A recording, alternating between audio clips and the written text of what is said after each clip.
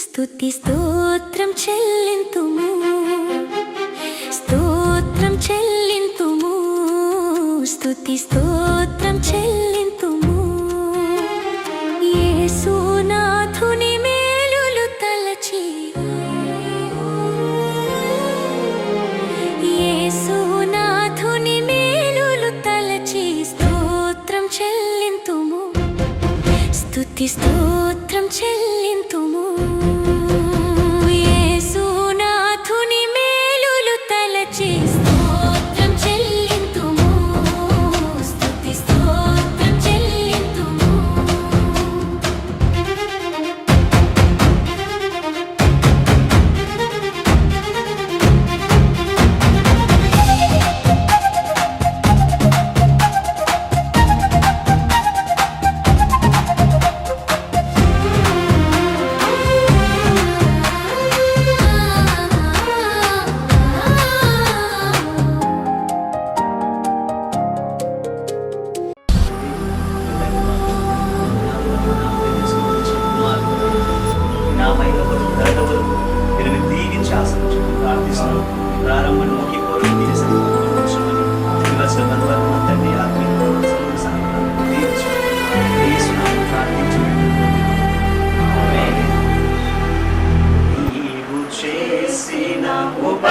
ఉపకారములకు నేనేమి చెల్లింతును, నీవు చేసిన ఉపకారములకు నేనే వేలాది దూడలనా, వేలాది పొట్టేలనా, నీవు చేసిన ఉపకారములకు నేనేమి చెల్లింతును, నీవు చేసిన ఉపకారములకు నేనేమి చెల్లింతును.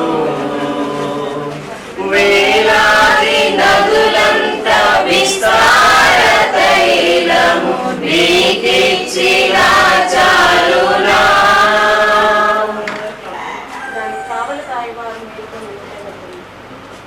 మీరు వేకువన లేచి చాలా రాత్రి అయిన తర్వాత పండుకొనొచ్చు, కష్టార్జితమైన ఆహారం తినిచుండగా తన ప్రియులు నిద్రించుచుండగా ఆయన ధన్యుడవు, నీకు మేలు కలుగును, నీ లోకిట నీ భార్య ఫలించు.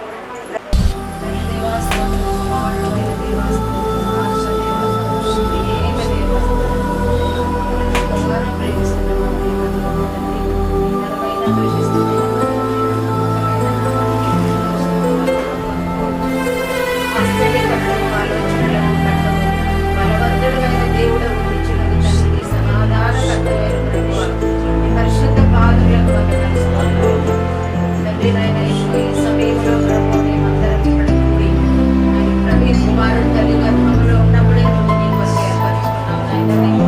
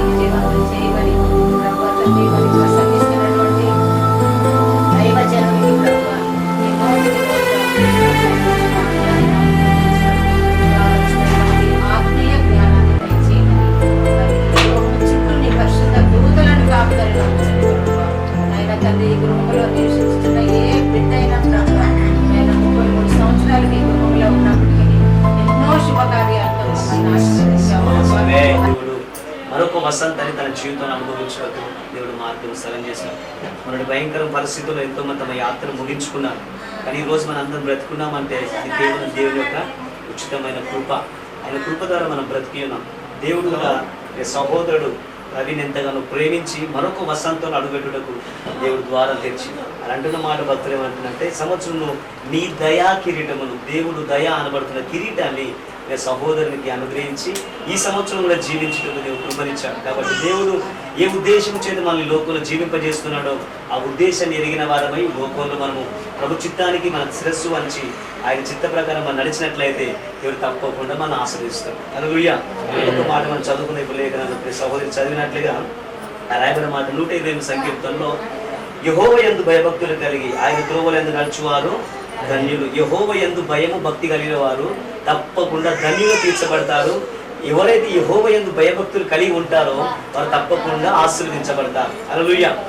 భయము భక్తి లేకుండా ఇష్టానుసారంగా జీవించేవారు దేవుని ఆశ్చర్య కార్యాలను, దేవుని ఆశీర్వాదాన్ని కన్నులారా చూడకపోవచ్చు. వారి జీవితంలో కొన్ని గొప్ప కార్యాలు జరుగుతాయి, కానీ మాత్రం అది దేవుని వల్ల జరిగినవి కాకపోవచ్చు. కానీ దేవుని ద్వారా జరిగేది ఏ కార్యాలు అయ్యా అంటే, ఆయన యందు ఎవరైతే భక్తి కలిగి ఉంటారో, ఆయన యందు ఎవరైతే భయం కలిగి ఉంటారో నిశ్చయంగా దేవుడు వారిని ఆశ్రయిస్తారు. వారి జీవితంలో కొన్ని కష్టాలు, ఇరుకులు, ఇబ్బందులు తప్పకుండా ఎదురవుతాయి. ఎందుకంటే యోబు గురించి రాయబడిన మాట, అతడు దేవుని యందు భయభక్తులు కలిగిన వాడు అని. అయినప్పటికీ దేవుడు వారిని అంతకంతకు ఆశ్రయించాడు. ఊజు దేశం అంతట్లో కూడా దేవుడు తనను నిశ్చయంగా ఆ దేశం అంతట్లో అతను ఆశ్రదించాడు. అందరికంటే పై స్థాయిలో ఉంటూ దేవుడు కృపనిచ్చాడు. కారణం ఏంటంటే అతడు దేవుని యందు భయభక్తులు కలిగి ఉన్నాడు. కాబట్టి ఎవరైతే దేవుడు అంటే భయము, దేవుడు అంటే భక్తి కలిగి ఉంటారో, ఈ లోకంలో జీవిస్తున్న మనము దేవుని లెక్క చేయకుండా మన ఇష్టం వచ్చినట్టు మనం జీవించినట్లయితే దేవుని బిడ్డారా దానికి విలువ అంటేనే ఉండదు. ఇంకో విషయం చెప్పాలంటే మనం ఆశ్రయించవలేము. ఏ కుటుంబాన్ని కదిలించినా కానీ ఏదో కష్టము, ఏదో దుఃఖము, ఏదో సమస్య చెప్తాడు. కానీ యేసును ఆశ్రయించిన వారికి మాత్రము దేవుని బిడ్డారా తప్పకుండా ఈ లోకంలో ఒకవేళ ఇలాంటి పరిస్థితులు ఎదురైనప్పటికీ నిత్య జీవం మాత్రమే తప్పకుండా వారి జీవితంలో దేవుడు అనుగ్రహించుటకు సమర్థుడు. ఆయన ఎందుకు భయభక్తులు గల వారిని ఆయన ఏం చేస్తాడంటే ఈ విధంగా దేవుడు తప్పకుండా ఆశ్రదిస్తూ ఉంటాడు. అందుకే నాకు రాయబడిన మాట 127:3 ఏమంటే, గర్భఫలము ఆయన ఇచ్చు బహుమానము అని.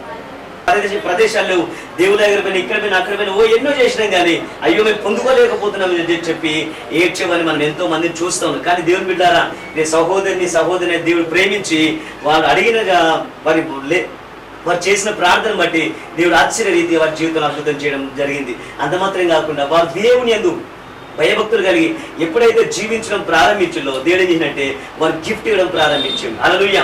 ఇంకో మాట చెప్తే దేవుని బిడ్డలు వినండి, ఎవరైనా దానికి గిఫ్ట్ ఇచ్చినప్పుడు మనం ఏం చేస్తాం, దాన్ని జాగ్రత్తగా దాచిపెట్టుకుంటాం. హల్లెలూయా. ఏదైనా గిఫ్ట్ ఇచ్చినప్పుడు మనం ఏం చేస్తామా, జాగ్రత్తగా దాచిపెట్టుకుంటాం. అదే రీతిగా దేవుడు మీకు గిఫ్ట్ ఇచ్చింది ఇప్పుడు. హల్లెలూయా. మీరు కూడా ఏం చేయాలంటే తగిన సమయం వచ్చేంత మట్టుకు జాగ్రత్త కలిగి ఆయన ఇచ్చిన బహుమానాన్ని మీరు జాగ్రత్తగా దాచుకుంటూ ఆయన సన్నిధిలో ప్రార్థన పూర్వకంగా ముందుకు సాగినట్లయితే దేవుడు తప్పకుండా మిమ్మల్ని ఆశీర్వదిస్తాడు. హల్లెలూయా. అన్న విషయంలో జరిగింది కూడా అదే. అన్న దేవుని యందు భయభక్తులు కలిగి ఉండి ఆయన సన్నిధికి వచ్చి ప్రార్థించింది, ప్రభువా ఒక్క కుమార్ నాకు ఈ ప్రభువా, ఆ కుమార్ని తీసుకొచ్చి నీ సన్నిధిలో పెడతా అని చెప్పినప్పుడు దేవుడు ఆశ్చర్య రీతిగా సంతోషపడ్డాడు. ఆ విషయాన్ని చూసి అయ్యో ఆమెకు అసలు పిల్లలు లేరనుకుంటే ఆమె ఏం చేసింది, నాకు పిల్లల్ని ఇస్తే నీకే ఇస్తా అని చెప్పాను, నాకు బహుమానం ఇస్తే ఆ బహుమానం మళ్ళీ నీకే ఇచ్చేదా ప్రభు అని చెప్పాను. ఆ ప్రార్థన చూసిన దేవుడు ఆశ్చర్య రీతిగా మరుసటి కల్లా అద్భుత రీతిగా వారి జీవితంలో కార్యం చేయడానికి ప్రారంభించాడు. అదే రీతిగా దేవుడు మనకి ఇచ్చే ప్రతి గిఫ్ట్ లో విషయంలో కూడా దేవుడు మనకి ఇచ్చే ఆశీర్వాదంలో మనం కృతజ్ఞత కలిగి ఉంటే దేవుడు ఏం చెప్తాడు, ఇంకా అంచెలంచెలుగా ఆశ్రయిస్తాడు. ఒక చిన్న పెన్ను ఇచ్చినప్పుడు థ్యాంక్స్ చెప్తే వారికి ఎంతో సంతోషం కలుగుతాంటది. అదే రీతిగా దేవుడు కూడా మన జీవితంలో చేసే అద్భుత కార్యాలకు, ఆశ్చర్య కార్యాలకు మనం కృతజ్ఞత కలిగి ప్రభువా నువ్వు చేసిన మేలకై నీకు వందనాలు ప్రభు అని చెప్పి మనం కృతజ్ఞత కలిగి ఆయన సన్నిధిలో భక్తి విషయంలో భయం కలిగి మనం ముందుకు సాగినట్లయితే దేవుడు ఇంకా మనం అంచెలంచెలు ఆశీర్వదిస్తాడు. రాబోయే దినాల్లో ఇంకా మీ గర్భఫలాన్ని, మీ భూఫలాన్ని దేవుడు తప్పకుండా విస్తరింపజేస్తాడు. హల్లెలూయా. దేవుడు చెప్పాడు, ఇదిగో నీకు ఇవ్వబోతున్న కుమారుడు అతడు ప్రత్యేకమైన వ్యక్తి కాబట్టి దయచేసి మీ ఆలోచన, మీ తలంపులన్నీ కూడా మీరు మార్చుకోవాలి. మీరు మద్యపానం తాగొద్దు, నాకు ఆయాసకరమైన ఏమి కూడా చేయొద్దని చెప్పి మనోహతో దేవుడు చెప్పినప్పుడు దేవుడు చెప్పినట్లుగా తాను తన భార్య జీవించడం జరిగింది.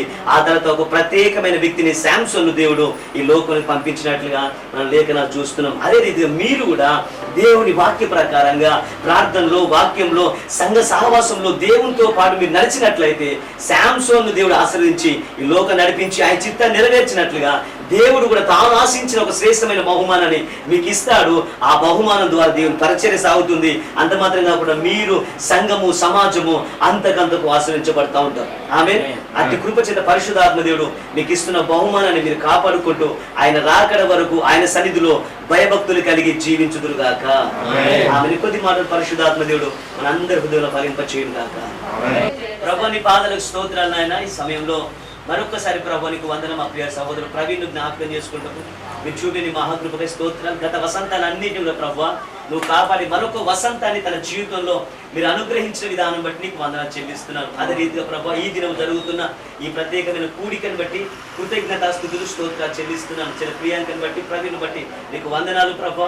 నీవిచ్చు బహుమానాన్ని ప్రభు నీ బిడ్డలు భయభక్తులు కలిగి కాపాడుకొని అయానికి తగిన సమయం వచ్చేంత మట్టుకు నీ సన్నిధిలో భయము కలిగి భక్తి కలిగి దేవానికి స్తోత్రం వాక్యానుసారంగా ముందుకు సాగినట్లయితే దేవ నిశ్చయంగా నేను దీవిస్తా అని చెప్పి మనోహాను మా ముందు పెట్టి నువ్వు మాట్లాడే ప్రతి మాటకే స్తోత్రాలు.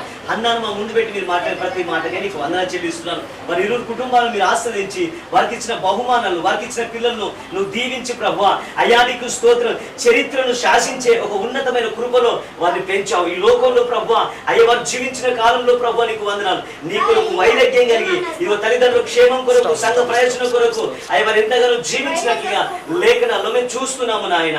అదే రీతిగా ప్రభు నీవు మీకు ఇచ్చిన ఈ బహుమానం కూడా ప్రభు అయానికి స్తోత్రం. తల్లిదండ్రులకు నువ్వు ప్రాంతానికి నీ పట్టణానికి నీ సంఘానికి నీ దీవెనకరంగా ఉన్నట్లుగా ఆ విధంగా ప్రభు పెంచుటకు అయ్యా ఇప్పటి నుండి మీరు సిద్ధపడుతురు గాక. ఆ విధంగా ప్రభు ఇప్పటి మీరు నీ అందు భయభక్తులు కలిగి నడుచుదురు గాక. ఆ విధంగా నీ కొరకు సాగిపోదురు గాక.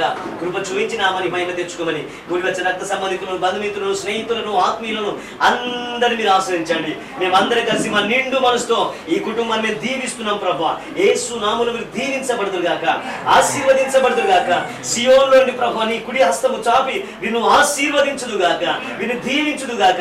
వేవేలకు తల్లిగా తండ్రిగా నిన్ను ఆశీర్వదించుదు గాక. కృప చూపించి నామానికి మహిమ తెచ్చుకోండి. మరొకసారి చెల్ల ప్రియాంకను బట్టి దేవానికి వందనాలు. సోదరు ప్రవీణ్ బట్టి స్తోత్రాలు. ఇరువురు మీరు ఆశీర్వదించండి, బలపరచండి, దీవించండి.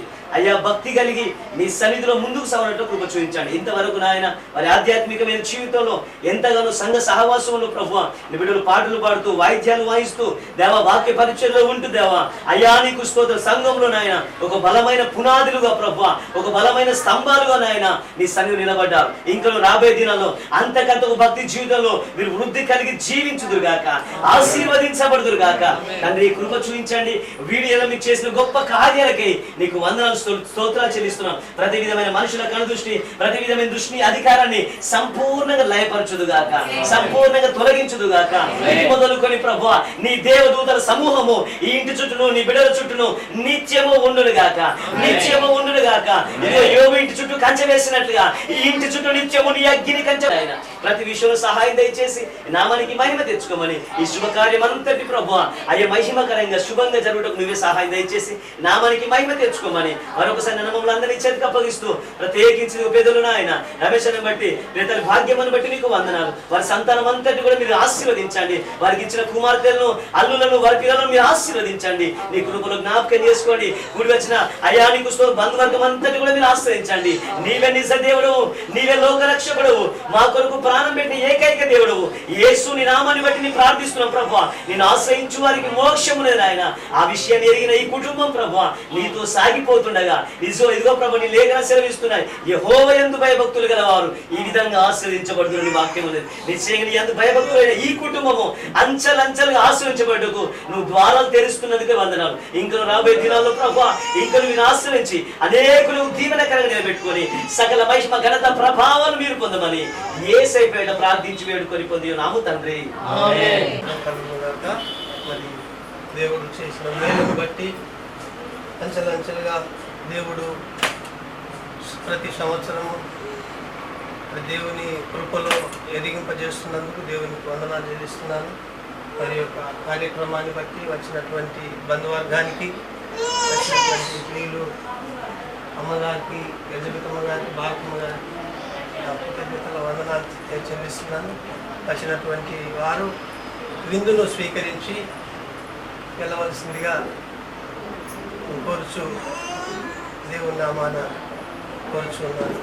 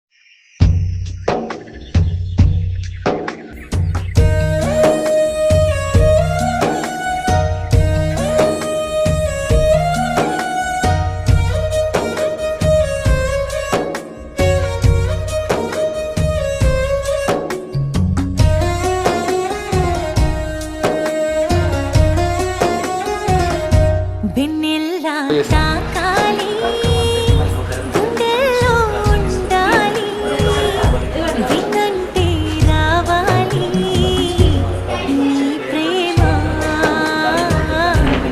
యేసయ్యా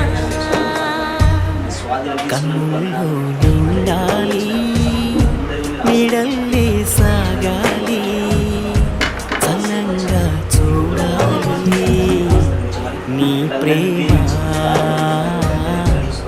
యేసయ్యా ఊహ కందని భాష కందని అంతులేని ప్రేమ ఎన్నడైనను ఎప్పుడైనను వీడిపోని ప్రేమ మధురమైన ప్రేమ నిన్నెల్లా తాకాలి గుండెల్లో ఉండాలి వెన్నంటే రావాలి నీ ప్రేమ యేసయ్యా నీ ప్రేమ యేసయ్యా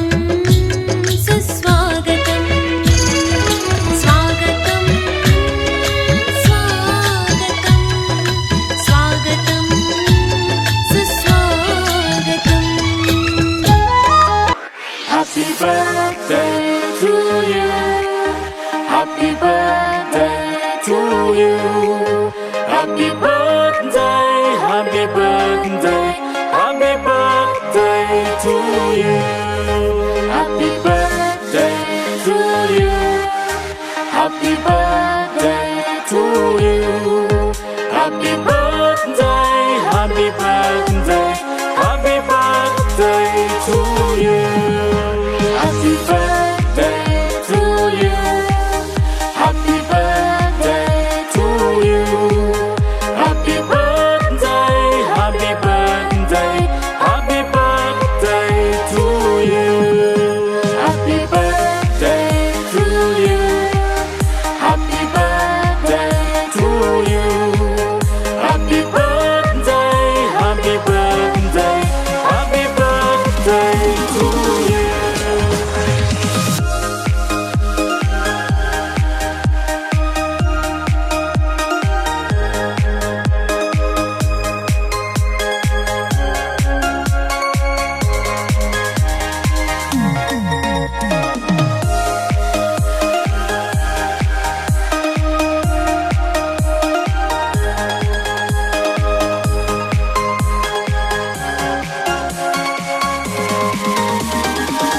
Happy birthday to you.